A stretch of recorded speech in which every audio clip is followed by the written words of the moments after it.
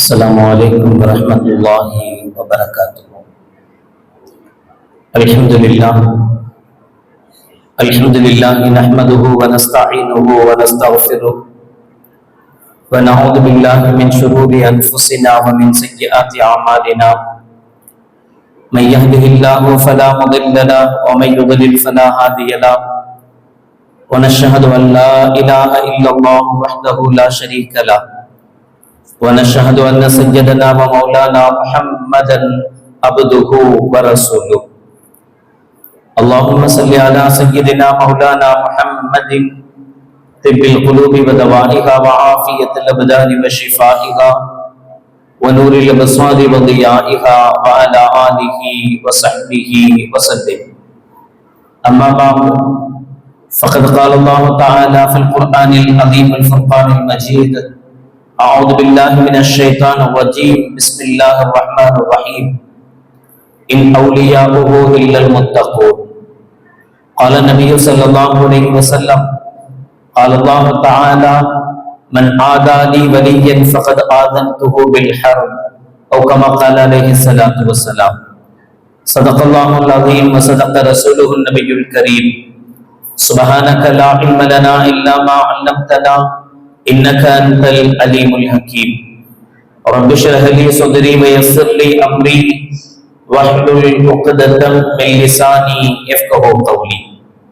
إن أريد إلا الإسلام ما استطعت وما توفيقي إلا بالله. புகழ் அனைத்தும் அல்லாஹ் ஒருவனுக்கே உரித்தாகட்டுமாக. ஸலாத் என்னும் கருணையும் சலாம் என்னும் ஈடேற்றமும் ஈருலக சரதார் எம்பெருமானார் ரசூலே கரீம் ஸல்லல்லாஹு அலைஹி வஸல்லம் அவர்கள் மீதும் அவர்களுடைய அடிச்சுவடுகளை கடுகளவும் பிசகாது வாழ்ந்து வந்த உத்தம சத்திய சஹாபாக்கள், தாபிஈன்கள், தபா தாபிஈன்கள், நபிமார்கள், வலிமார்கள், ஷஹீதுகள் மற்றும் நம் அனைவர்கள் மீதும் ஏனைய இஸ்லாமியர்கள் மீதும் என்றென்றும் நிலவட்டுமாக. ஆமீன்.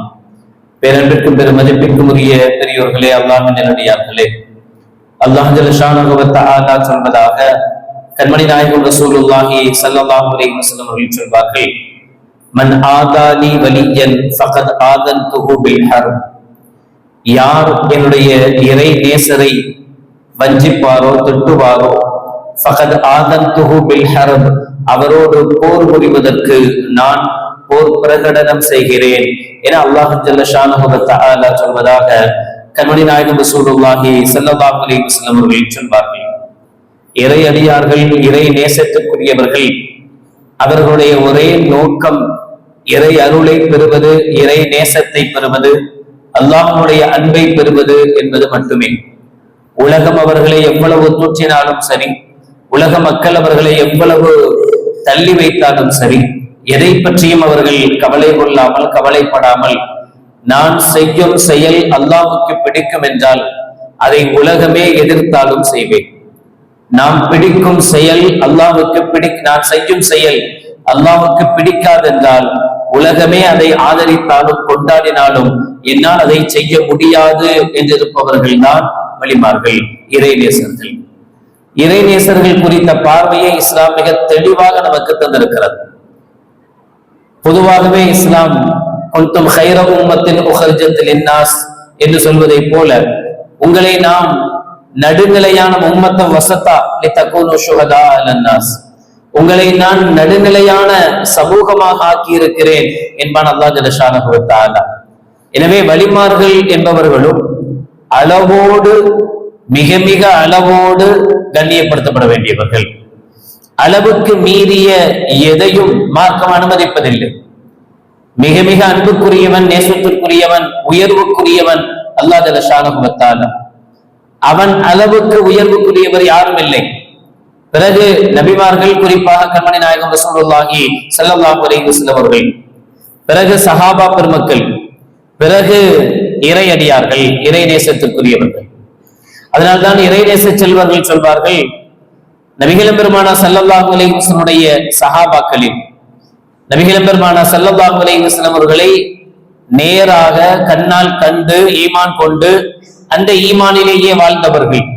அப்படிப்பட்ட சஹாபாக்களுடைய கால் தூசிக்கு கூட ஒரு வலிமார்களில், ஒரு இறைநேசரில் உயர்ந்த இறைநேசராக கருதப்படுபவர் அவருடைய கால், சஹாபியின் கால் தூசிக்கு கூட ஈடாக முடியாது. சஹாபாக்கள் உயர்வுக்குரியவர்கள். சஹாபாக்களுக்கு பிறகு வலிமார்கள் நேசத்திற்குரியவர்கள், உயர்வுக்குரியவர்கள். எனவே மார்க்கம் மிக அழகாக, மிகச்சரியாக ஒரு வழி, ஒரு இறைநேசர் எப்படி தேர்ந்தெடுக்கப்பட வேண்டும் என்பதை மிக அழகாக நமக்கு சொல்லி காட்டுகிறது. இதில் தான் தோன்றித்தனமாக ஈமான் இல்லாதவரை, மார்க்கம் இல்லாதவரை, மார்க்க அடிப்படை தன்மை இல்லாதவர்களை எல்லாம் வழிமார்களாக கொண்டாடுகிற விஷயத்தை இஸ்லாம் எதிர்த்தது. இஸ்லாம் மட்டுமல்ல, நாம் இன்று யாருடைய நினைவு தினத்தை கொண்டாடி கொண்டிருக்கிறோமோ, முஹியத்தீன் அப்துல் காதிர் ஜீலானி கஜஸல்லாஹு சிர்ரஹுல் அஸீஸ் அவர்கள் கூட இதே விஷயத்தை எதிர்ப்பதற்காக வந்தவர்கள் தான். ஹிஜ்ரி 1470 ஹிஜ்ரி 470 பிறந்து ஹிஜ்ரி 561 ரபியுல் ஆகிர் பிறை 11 வஃபாத்தான முஹியத்தீன் அப்துல் காதிர் ஜீலானி கஜஸல்லாஹு சிர்ரஹுல் அஸீஸ் அவர்கள் வாழுகிற அக்காலகட்டத்தில் அப்பாசிய கலீஃபாக்களுடைய ஆட்சி இந்தியாவில் நடைபெற்றுக் கொண்டிருந்த காலம். இஸ்லாமியர்களுடைய பொற்காலம் என்று சொல்லப்பட வேண்டும். காரணம், உலகமே இஸ்லாமியர்களை எதிர்பார்த்து காத்திருந்த காலம். ஈராக்கிலும், ஈரானிலும், பகதாதிலும் இஸ்லாமியர்கள் கொடிகட்டி வாழ்ந்த காலம். அறிவியல் ரீதியாக ஆராய்ச்சிகள் மூலமாக இஸ்லாமியர்கள் மேன்மக்களாக வாழ்ந்த காலம். ஒட்டுமொத்த உலகமும் இஸ்லாமியர்களை எதிர்பார்த்து ஆராய்ச்சிக்காக, ஆராய்ச்சியினுடைய உச்சகட்டத்தில் இருந்தவர்கள் இஸ்லாமியர்கள், முஸ்லிம்கள். அறிவியல் பெருக பெருக பெருக பெருக மனிதனிடத்தில் ஆன்மீகம் குறையும், யதார்த்தமானது. அறிவியல் கருத்துக்கள் நம்மளே பார்க்கலாம். நமக்கே ஏதாவது ஒரு விஷயம், இது இதனால் தான் நடக்கிறது, மழை ஏன் பெய்யுது அப்படின்னு கேட்டா ஈஸியா சொல்லிடுவோம். மழை கடல்ல உடைய நீர்லாம் நீராவியாக மாறி மேல போய் மேகமாக உருவாகி மழையாக கொண்டது. மழை எப்படி உருவாகிறது, மழை எப்படி வருகிறது? மழையை அல்லாஹ் உற்பத்தி செய்கிறான், மழையை அல்லாஹ் தருகிறான் என்பது ஆன்மீகம். மழை கடல் நீர் நீராவியாகி மேலே உயர்ந்து அதனால்தான் மழை பொழிகிறது என்பது அறிவியல். அறிவியலுக்கு ஆன்மீகம் கொஞ்சமும் மாறுதல் அல்ல, அதை ஏற்றுக்கொள்ளும். ஆனால் எல்லா நீராவியும் மேகமாக மாறி மழை தந்தாக வேண்டும் என்கிற அவசியம் இல்லை. அல்லாஹ் எந்த நீராவியை, எந்த மேகத்தை, எந்த இடத்தில் மழை தர வேண்டும் என்று விரும்புகிறானோ அங்குதான் அது மழை பொழியும். அல்லாஹ் எங்கு மழை பொழிய கூடாது என்கிறானோ அங்கு மழை பொழியாது. இது ஆன்மீகம்.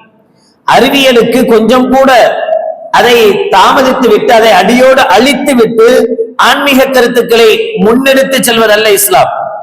இஸ்லாமிய கருத்துக்கள் அதிகப்படியாக அறிவியலை ஊர்ஜிதப்படுத்தியது.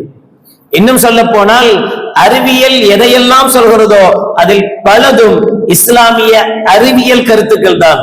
அது அல்லாஹ் சொன்ன கருத்துக்கள் தான், ஸல்லல்லாஹு அலைஹி வஸல்லம் அவர்கள் சொன்ன கருத்துக்கள் தான். எனவே அறிவியலுக்கு மாற்றமாக இஸ்லாமிய கருத்துக்கள் இல்லை. ஆனால் என்னதான் இது இப்படித்தான் நடக்கும் என்றாலும் அது இறுதியாக வைக்கப்படுகிற புள்ளி, இந்த நிகழ்வுகள் எல்லாம் இறை நாட்டப்படியே நடக்கும். அங்க முடிக்கணும், அங்க முடிச்சால் அது ஆன்மீகம். ஆனால் அறிவியல் பெருக பெருக இயற்கையிலேயே என்ன ஆகும் ஒரு மனுஷனுக்கு அப்படின்னா, ஆன்மீகம் குறைய ஆரம்பிக்கும். அதான் எல்லாம் கரெக்டா நடந்துருச்சு இல்ல, அப்புறம் என்ன அல்லாஹ்வுடைய நாட்டம், அது எதுக்கு தேவை? இந்த ஊசியை போட்டா இந்த நோய் குணமாயிடும், இந்த மருந்து சாப்பிட்டா இந்த நோய் குணமாகும் அப்படின்றது ஒரு டாக்டர் படிச்சுட்டாரு அப்படின்னா, டாக்டர் அது முன்னாடி வரைக்கும் நல்ல டாக்டரா தான் இருந்திருப்பார், ஆன்மீக டாக்டரா தான் இருந்திருப்பார், இஸ்லாமிய கருத்துக்களை ஏற்றுக்கொள்பவராக தான் இருந்திருப்பார். ஆனால் அந்த அறிவியல் அவர் உள்ளுக்குள்ள போக போக போக அந்த அறிவியல் கருத்துக்களால் ஈர்க்கப்பட்டு ஒரு கட்டத்தில் ஆன்மீகத்திலிருந்து விலக ஆரம்பிப்பார். ஆமா சரிதான், இது போட்டா அது நல்லாக போகுது. ஆனால் ஆன்மீகம், இஸ்லாம் என்ன சொல்லும் அப்படின்னா, இது போட்ட குணமாகும், குணப்படுத்துறவன் அல்லாஹ். அதனால்தான் சிலருக்கு அது சாத்தியப்படுகிறது, சிலருக்கு அது சாத்தியப்படுறது இல்லை. இந்த ஊசி இந்த நோயை குணப்படுத்தித்தான் ஆகும் என்றால் அந்த ஊசி போடப்படுகிற அனைவருக்கும் குணம் கிடைக்கணும், ஆனா கிடைக்கிறது இல்லை. அந்த மருந்து செலுத்தப்படுகிற சிலர் உயிர் பிழைக்கிறார்கள், அதே மருந்து செலுத்தப்படுகிற சிலர் இறந்து போகிறார்கள், வெளியில வராமலேயே போகிறார்கள். அப்படியானால் இறுதியாக ஒரு கடைசி புள்ளி இருக்கிறது. இவைகள் எல்லாம் சாத்தியம் என்றாலும் கூட இறுதியாக இறை நாட்டம் இருந்தால்தான் இது நடக்கும் என்பதுதான் ஆன்மீகம். முஹியத்தீன் அப்துல் காதிர் ஜீலானி கத்தஸல்லாஹு சிர்ரஹுல் அஸீஸ் அவர்கள் வாழ்ந்த அக்காலத்தில் அறிவியல் கருத்துக்கள் பெருக பெருக பெருக பெருக ஆன்மீகத்தில் வறட்சி ஏற்பட ஆரம்பித்தது. அல்லாஹ்வின் மீது உண்டான நம்பிக்கையில் தளர்வு ஏற்பட ஆரம்பித்தது. எல்லாம் அல்லாஹ்வினால் தான் ஏற்படுகிறது, எல்லா நன்மையும் தீமையும் அல்லாஹ்வின் புறத்தில் இருந்தே ஏற்படுகிறது என்ற ஈமானிய கருத்துக்கு என்கிற ஈமானுக்கு அங்கே பிரச்சனை ஏற்பட்டது. முஹியத்தீன் அப்துல் காதிர் ஜீலானி கத்தஸல்லாஹு சிர்ரஹுல் அஸீஸ் அவர்கள் இந்த அறிவியலிலிருந்து ஆன்மீகத்தை காத்தவர்கள்.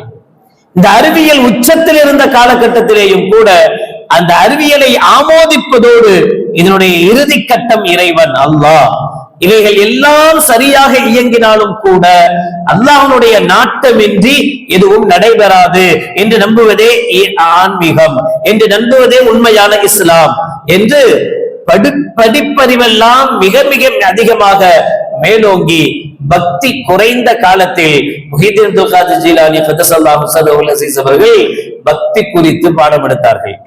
கிட்டத்தட்ட நம்முடைய இந்த காலத்தை போல. இப்பெல்லாம் அறிவுக்கு குறைச்சல் இல்லை, யாரை விட்டாலும் எவ்வளவு வேணாலும் அறிவார்த்தனமா பேசுவோம். அவ்வளோ விஷயங்கள் நம்மள்ட்ட இருக்கு. ஒண்ணுமே தெரியலன்னா கூட யூடியூப்பை பார்த்தாவது கத்துப்போம், கத்துக்கிட்டாவது 4 வார்த்தை இது இப்படித்தான் அப்படின்னு பேசுவோம். அறிவுக்கு குறைச்சலே கிடையாது இந்த காலகட்டத்தில். ஆனால் ஆன்மீகம் வறட்சியில் இருக்கிறது. அல்லாஹ்வுடைய நம்பிக்கை எதுவும் அல்லாஹ்வினால் தான் நடக்கும் என்கிற நம்பிக்கை வறண்டு போயிருக்கிறது. நான் எவ்வளவு உயர்ந்தவனாக இருந்தாலும் சரி, நான் எப்படிப்பட்ட நிலையில் இருந்தாலும் சரி, அல்லாஹ் நாடுவதுதான் என்னில் நடக்கும் என்கிற நம்பிக்கை குறைந்து போயிருக்கிறது. அது குறைந்து போனதனுடைய வெளிப்பாடுதான் தொழுகைக்கு சரியா வர்றதில்லை, ஜும்மாவா இருந்தாலும் பரவாயில்லன்னு ஒரு அசால்ட்டு தன்மை.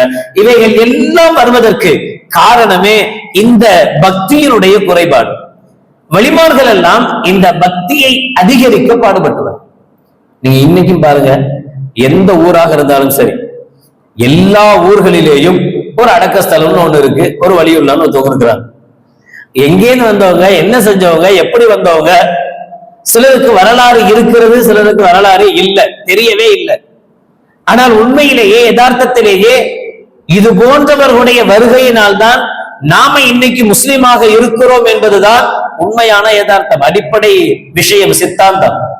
நபிகள் பெருமானார் ஸல்லல்லாஹு அலைஹி வஸல்லம் அவர்கள் கொண்டு வந்த மார்க்கம் கொஞ்சம் கொஞ்சமாக நம்முடைய பகுதிகளுக்குள் ஊடுருவினாலும் அது நம்முடைய பகுதிக்குள் வருவதற்கு காரணமாக இருந்தவர்கள் நம்முடைய ஊர்களில் அடக்கம் செய்யப்பட்டிருக்கிற, அடங்கி இருக்கிற வழிமார்களுடைய வேலைகள், அவர்களுடைய துணிச்சலான முடிவுகள், ஒவ்வொரு இடங்களிலேயும் இருக்கக்கூடிய தர்காக்கள் என்று சொல்லப்பட வேண்டியவைகள் எல்லாம், அவைகள் எல்லாம் இஸ்லாமிய அடையாள சின்னங்கள் தான். அவைகளினால் தான் இஸ்லாம் தளர்ந்தோங்கி இருக்கிறது. அவர்கள் நம்மை போன்று வெறுமனே போட்டோவுக்கும் வெறுமனே வீடியோவுக்கும் போஸ் கொடுத்து விட்டு அப்புறம் போய் சாப்பாடு பிரியாணி சாப்பிடக்கூடியவர்கள் அல்ல. அந்த வழிமார்கள் எல்லாம் அல்லாஹ்வுக்காக எதையும் எதிர்பார்க்காமல் எந்த விதமான கஷ்டமான சூழலிலும் கூட அல்லாஹ்வுடைய மார்க்கத்தை துணிச்சலாக, மன்னருக்கு முன்னிலையிலேயும் கூட, காஜா முஹீனுத்தீன் சிஷ்தியை போன்றவர்கள், அஜ்மீரில் அடங்கப்பட்டிருக்கிற காஜா முஹீனுத்தீன் சிஷ்தியை போன்றவர்கள் மன்னர்களுக்கு முன்னிலையிலேயும் கூட தன்னுடைய உயிர் பறிக்கப்பட போகும் என்று தெரிந்தும் கூட சத்தியத்தை தைரியமாக எடுத்துச் சொன்னவர்கள். வெறுமனே வாய்ச்சவடாலுக்காக, ரியாவுக்காக, முகஸ்துதிக்காக, பிறர் பாராட்ட வேண்டும் என்பதற்காக மார்க்கத்தை பரப்பியவர்கள் அல்ல, மார்க்கத்தை சொன்னவர்கள் அல்ல. இப்படி வாழ்ந்தவர்கள் வழிமார்கள். அப்படிப்பட்ட தேவை அன்று இருந்தது. அன்றைய அந்த தேவையில் முஹியத்தீன் அப்துல் காதிர் ஜீலானி கத்தஸல்லாஹு சிர்ரஹுல் அஸீஸ் அவர்கள் அறிவியல் கருத்தோடு ஆன்மீக கருத்தை உறுதிப்படுத்தினார்கள். ஒரு இடத்துலதான் உட்கார்ந்து பேசுவாங்க. வாரத்தில் 3 நாட்கள் என்று லிஸ்ட் வச்சிருந்தாங்க. வாரத்தில் 3 நாள் மட்டுமே முஹியத்தீன் அப்துல் காதிர் ஜீலானி அவர்கள் அந்த இடத்தில் பேசுவார்கள்.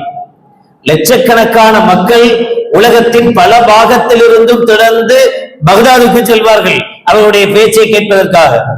பேசுவார்கள், மணிக்கணக்கில் பேசுவார்கள். இது மாதிரி 25 நிமிஷம் ஆச்சுன்னா கரெக்டா முடிக்கணும் என்கிற கண்டிஷன் கிடையாது. ஏதாவது கொஞ்சம் ஜாஸ்தியா போனா முன்னாடில இருந்து முறைக்கிற அந்த எண்ணங்கள் கிடையாது. மணிக்கணக்கில் பேசுவார்கள். இருக்கிற கூட்டம் ஆடாமல் அசையாமல் கேட்டுக்கொண்டிருக்கும். அவர்களுடைய பயானை முடித்த சந்தர்ப்பத்தில் நூற்றுக்கணக்கான ஜனாசாக்கள் அங்கிருந்து எடுக்கப்படும். அது கூட்ட நெரிசலினால் அல்ல, அவர்களுடைய பேச்சினால் தன்னுடைய தவறை உணர்ந்து தௌபா செய்து அல்லாஹ்விடத்தில் உடனடியாக மீளுகிற மௌத்தாகிற கூட்டங்கள். உயிரோட்டமான பேச்சுக்கள் இருக்கும். அந்த பேச்சு ஒவ்வொன்றையும் கேட்பது தான் செய்த தவறுகளை அவர்களை நினைத்து பார்க்க தோன்றும். அங்கேயே கண்ணீர் வடிப்பார்கள், ஓவன கதறுவார்கள், அல்லாஹ்விடத்தில் தௌபா செய்வார்கள். அந்த கதறிலேயே வஃபாத்தும் ஆவார்கள். பல ஜனாசாக்கள் எடுக்கப்படும். ஆனாலும் கூட முஹியத்தீன் அப்துல் காதிர் ஜீலானி கதஸல்லாஹு ஸர்ரஹுல் அஸீஸ் அவர்களுடைய அந்த சொல் சக்தி வாய்ந்த சொல்லாக, மனிதர்களுடைய மனதை தொடுகிற சொல்லாக, அல்லாஹ்வுக்காக பேசப்பட்ட சொல்லாக அது இருந்தது. முதல் காரணம். இரண்டாவது இன்னொரு விஷயம் இருந்தது, மிக மிக முக்கியமானது. அது என்னன்னா, அன்றைய காலகட்டத்திலேயே ஆன்மீகவாதிகள் என்று அறியப்பட்ட பலர் ஷரீஅத்துக்கு மாற்றமா நடந்தாங்க.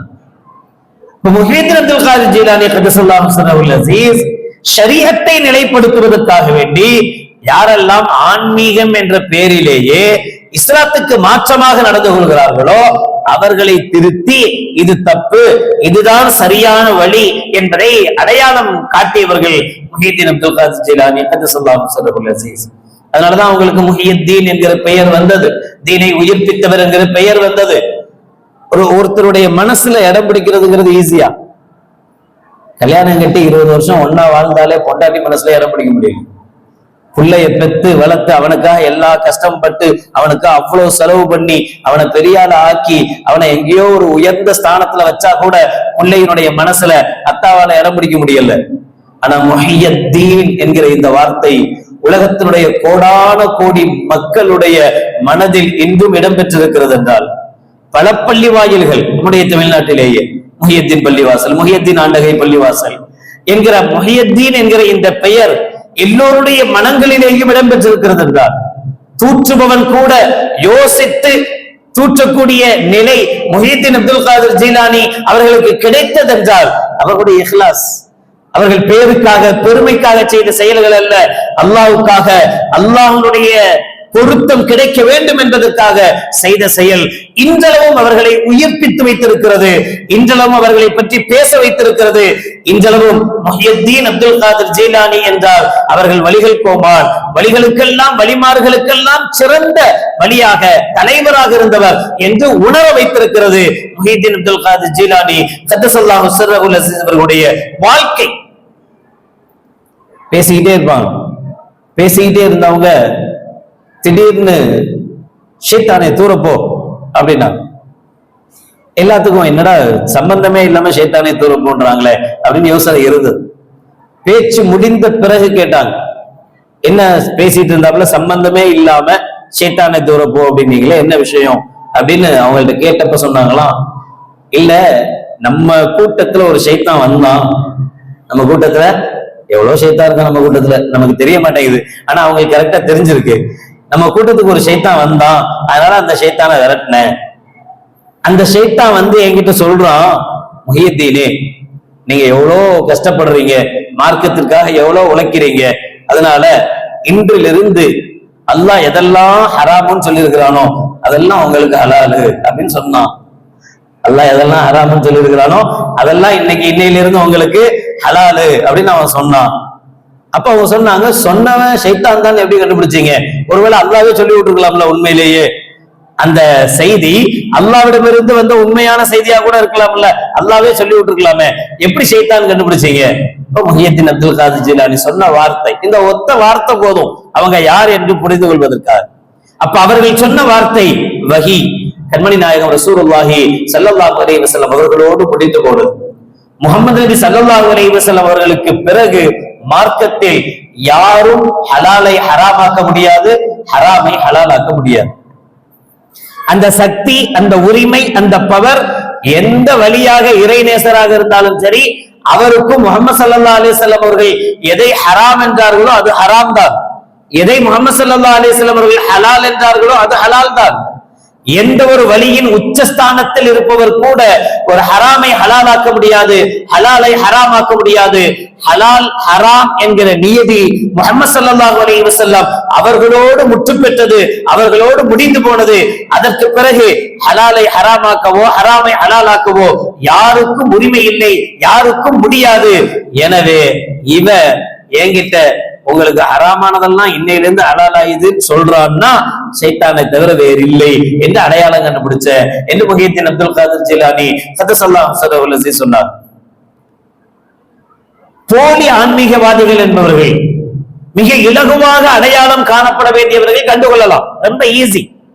அவர்கள் ஷரீஅத்திற்கு முரணான காரியங்களை செய்வார்கள். அவங்கள்ட்ட இருந்ததுன்னா அவர்களை ஆன்மீகவாதிகளாக ஏற்றுக்கொள்ள முடியாது. சமீபத்தில் கூட ஒரு புதுசா ஒரு மகதி முளைச்சாரு, ரெட் ஹில்ஸ் பக்கத்துல, செங்குன்றம் பக்கத்துல. நல்ல ஓதி எல்லாம் படிச்சவர் தான். தன்னை மகதின்னு அடையாளப்படுத்துறார். மஹதி அலைஹிஸ்ஸலாம் நான் தான், நான் வந்துட்டேன் அப்படிங்கிறார். அவருக்கு பின்னாடி ஒரு கூட்டம் இருக்கு, 100 பேர் 200 பேர் இருக்கான். அந்த 100 பேர் 200 பேர் அவர் அப்படியே ஈமான் கொண்டிருக்கான். அவர் என்ன சொன்னாலும் சரி அப்படின்னு தலையாற்ற ஒரு கூட்டமாக இருக்கிறது. இவர் தன்னை ஆன்மீகவாதியாக அடையாளம் காட்டுறார். அவருக்கு பின்னால் ஒரு கூட்டமும் நிற்கிறது. ஆனால் மார்க்கம் இதை அனுமதிக்கிறதா? கண்டிப்பா அனுமதிக்காது. ஏன் அனுமதிக்காது என்றால் அவர் ஷரீஅத்துக்கு முரணாக இருக்கிறார், அவ்வளவுதான். ஒரே ஒரு விஷயம், அவர் மார்க்கத்திற்கு முரணாக இருக்கிறார், அவர் ஆன்மீகவாதியாக இருக்க முடியாது. அப்ப யாரெல்லாம் வலிமார்களாக இறை நேசர்களாக இருந்தார்களோ அவர்களிடத்தில் ஷரீஅத்திற்கு முரணான விஷயங்களை கண்டுகொள்ள முடியாது. ஜுனைதுல் பக்தாதி ரஹ்மஹுல்லாஹ் அவர்கள் சொல்வார்கள், அல் கஃப்லத்து அனில்லாஹ் அஷத்து மின் துஹூலின் நார். இப்படி வாழ்ந்தவர்கள் தான் வலிமார்கள், இறைநேச செல்வர்கள். அல் கஃப்லத்து அனில்லாஹ், அல்லாஹ்வை பற்றி சிந்திக்காமல் இருப்பது. அல்லாஹ்வை புறக்கணிப்பதுன்னா அல்லாஹ்வை பற்றி சிந்திக்காமல் இருப்பது அஷத்து மின் துஹூலின் நார், நரகத்தில் நுழைவதை விட கொடூரமானது, கொடுமையானது. நரகத்துக்கு போறவன் பாவி, அவன் தான் நரகத்துக்கு போவான். நரகத்துக்கு போறதை விட மோசமானது தெரியுமா? அல்லாஹ்வை பத்தி யோசிக்காம இருக்கிறது, அல்லாஹ்வை பத்தி சிந்திக்காம இருக்கிறது. நம்முடைய ஒவ்வொரு நொடியும் இறை சிந்தனையோடு இருக்கணும். என்னுடைய பார்வை அல்லாஹ்வுக்கு பொருத்தமா இருக்கா? என்னுடைய பேச்சு அல்லாஹ்வுக்கு பொருத்தமானதா? என்னுடைய நடை, என்னுடைய உடை, என்னுடைய பாவனை, என்னுடைய தொழில், என்னுடைய உறவு, என்னுடைய வாழ்க்கை, இது ஒவ்வொன்றிலேயும் அல்லாஹ்வை நினைக்கிறது. அல்லாஹ்வை நினைக்காம நாம் செய்கிற, நான் இந்த செயலை செய்யறேன், இது அல்லாஹ்வுக்கு பிடிக்குமா பிடிக்காத, எதை பத்தி யோசிக்காம நான் அந்த செயலை ஹலாலா ஹராமா எதையும் பார்க்காம அதை நான் செய்தால், ஜுனைதுல் பக்தாதி ரஹ்மஹுல்லாஹ் அவர்கள் சொல்கிறார்கள், அது நீ நரகத்துக்கு போவதை விட கொடூரமானது. அதான் வலிமார்கள். அவர்களுடைய பார்வை, உலக வாழ்க்கையினுடைய பார்வை அப்படித்தான் இருக்கும். உலகத்துல இதெல்லாம் இப்படிலாம் வாழ முடியாதுங்க, இப்படிலாம் இருக்க முடியாதுங்க என்று எதை செஞ்சாலும், ஹராமையே செஞ்சாலும் நாமளே இன்னைக்கு ஹலால் ஆக்கிட்டு இருக்கிறோம்ல. அப்படிலாம் இருக்க முடியாது, அப்படிலாம் வாழ முடியாது, இப்படி வாழ்ந்தா இவ்வளவு டாக்ஸ் கட்டணும், அப்படி வாழ்ந்தா அவ்வளவு டாக்ஸ் கட்டணும், அதுல இருந்து தப்பிக்கணும்னா இதை செய்யணும், இதுல இருந்து தப்பிக்கணும்னா அதை செய்யணும், இந்த காலம் இப்படி, இந்த காலத்துல அப்படி அப்படின்னு நமக்கு எதெல்லாம் ஹராம் என்று தெளிவாக தெரிந்தாலும் அதை எப்படியாவது ஒரு வழியில ஹலால் ஆக்கி கொண்டு வாழ கத்துக்கணும்னு நினைக்கிறோம்ல, அப்படிப்பட்டவர்கள் வலிமார்கள். அவ்வளவுதான். வலிமார்கள் எப்படி இருந்தாலும் அல்லாஹ்வுடைய கோபம் வந்துவிடக் கூடாது என்று வாழ்ந்தவர்கள். அல்லாஹ்வுடைய கோப பார்வைக்கு எந்த நிலைமையிலேயும் ஆளாகிவிடக் கூடாது என்று நினைத்தவர்கள். அந்த முஹியத்தீன் அப்துல் காதிர் ஜிலானி ഖദ്ദസல்லாஹு சிர்ரஹுல் அஸீஸ் மறைந்த ஹிஜ்ரி 561, ஹிஜ்ரி 581 தான் முஹம்மது ஸலாஹுத்தீன் அய்யூபி அவர்கள் இன்று நாம் கண்ணீர் வடித்துக் கொண்டிருக்கிற பலஸ்தீனை மீண்டும் சிலுவை யுத்தக்காரர்களிடமிருந்து இஸ்லாமியர்களுக்காக மீட்டெடுத்த அக்டோபர் 2ஆம் தேதி ஹிஜ்ரி 581 முஹியத்தீன் அப்துல் காதிர் ஜிலானி அவர்கள் வஃபாத் ஆகி 20வது வருடத்தில் தான் ஸலாஹுத்தீன் முஹம்மது அய்யூபி அவர்கள் பலஸ்தீனை மீட்டெடுத்தார்கள். முஹியத்தீன் ஸலாஹுத்தீன் முஹம்மது அய்யூபி அவர்களுடைய படைக்களத்தில் முஹியத்தீன் அப்துல் காதிர் ஜீலானி ഖദ്ദസல்லாஹு சிர்ரஹுல் அஸீஸ் அவர்களுடைய மகன்கள் இருந்தார்கள்.